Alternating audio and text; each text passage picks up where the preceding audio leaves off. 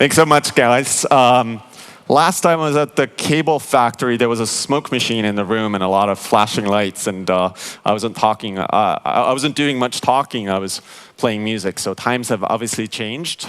Today I'm here to talk about design.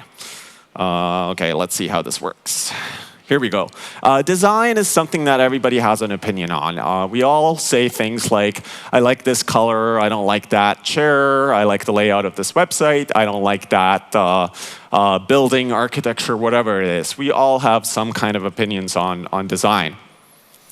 And in the startup community, lately there's been a lot of talk about startups that are either co-founded by designers or even have a designer as the CEO, such as Path, Kickstarter, and Airbnb. Those are just some examples. And how well they're doing.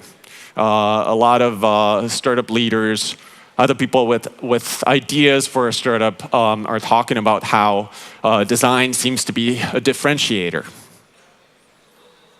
But it's also true that startup leaders often struggle with how to incorporate design into their culture, into the minimum viable product kind of thinking, the lean startup culture. It's not that easy to just take the idea of adding design onto it as a layer and do something with it.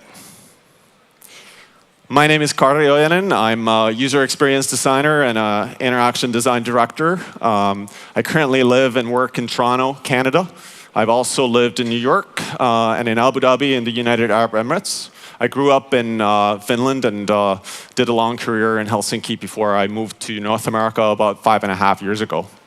I worked for major brands such as Nokia, Nike, Verizon Wireless, HP, a lot of others. I worked with digital agencies, with ad agencies. I was at Satama Interactive back in the day, and then I worked at RGA in New York and Organic in Toronto and lots of other places. Currently, I work for a Toronto and San Francisco-based startup called Influitive.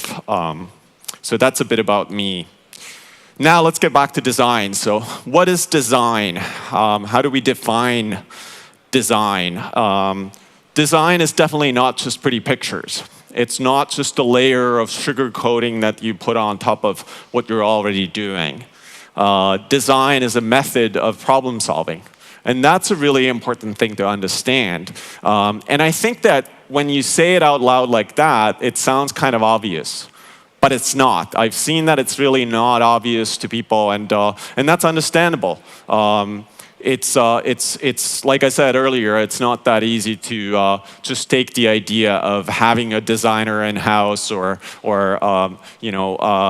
adding some visual design to what you're already doing. And just to give you an example of what I mean by design being a problem-solving method, if you think of something like this, the sign-up page for a web service. Now, if you're a business leader yourself, if you're someone who's kind of educated, coming through the business line of things, or if you're a developer, on the other hand, you probably have a specific point of view on how and what kind of issues you'd see in activating your users and building the sign-up page. Similarly, a designer will look at this page from his perspective, and if you have a great designer, it will be someone who is able to kind of put together all of those different viewpoints, the business side, the technology side, strategic thinking, and the design side of things, and take all of that into account when they're helping you to put together the sign-up page, which obviously then connects with bigger things and how you activate your users, how you get them through the initial activation funnel. Now, what's good design? How do you define that?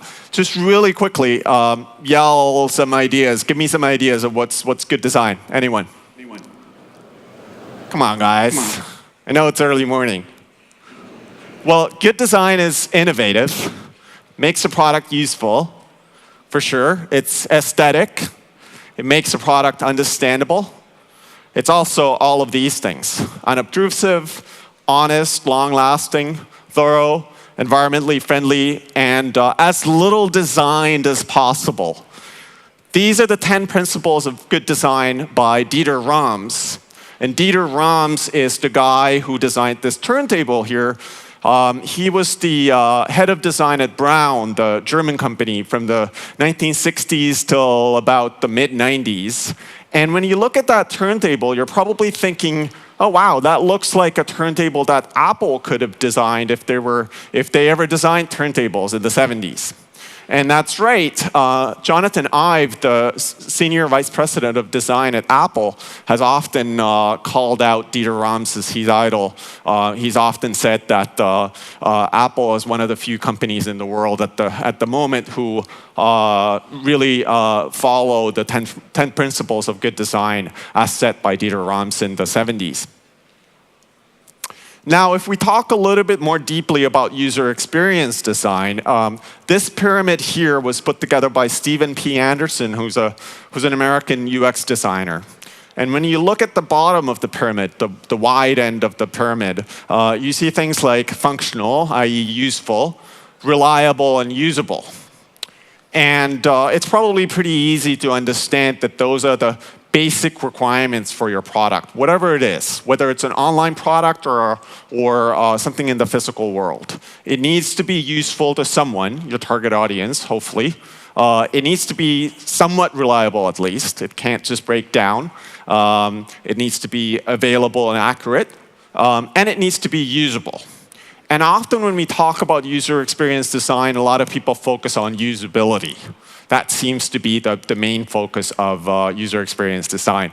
But really, it's actually one of the very basic things, and it's much easier to do than in the upper levels of this pyramid. Convenient, pleasurable, and meaningful. Those are things that companies really struggle with.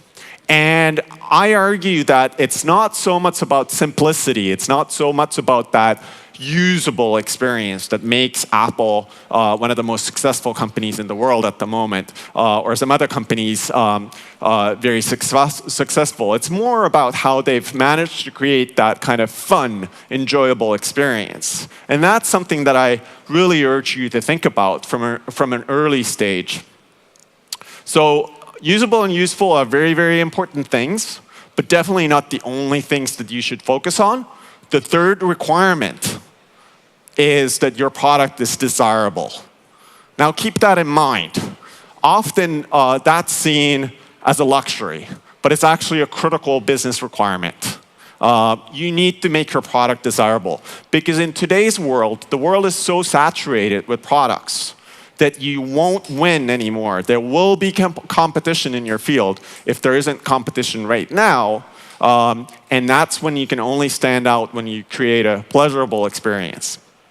So what do you do as startup leaders? Two things that I want to quickly emphasize here. Focus on aesthetics.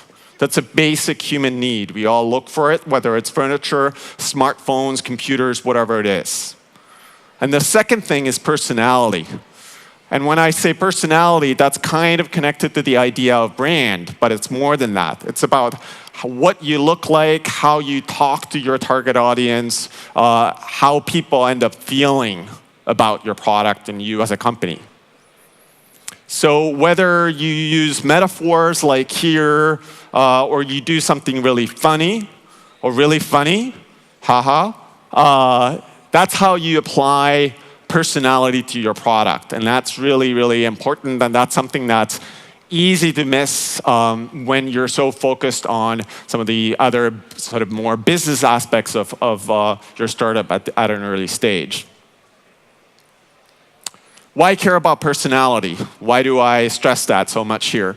Well, people identify with certain personalities. Trust is related to personality, perception and expectations as well. And people choose products that are an extension of themselves. As well as today, we treat sufficiently advanced technology as people. That's true. Now, is it worth the investment?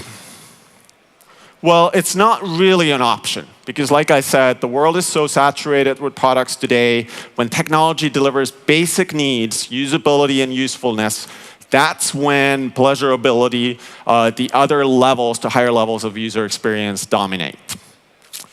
Thanks so much, guys. I look forward to talking with you more during the day here today. I'll be here for the whole day. There's a question and answer session coming up as well. And those are some of the addresses, my Twitter account and my blog and my homepage. You can reach me there and send me questions or feedback on what I just said about personality and aesthetics and design for startups. Thank you.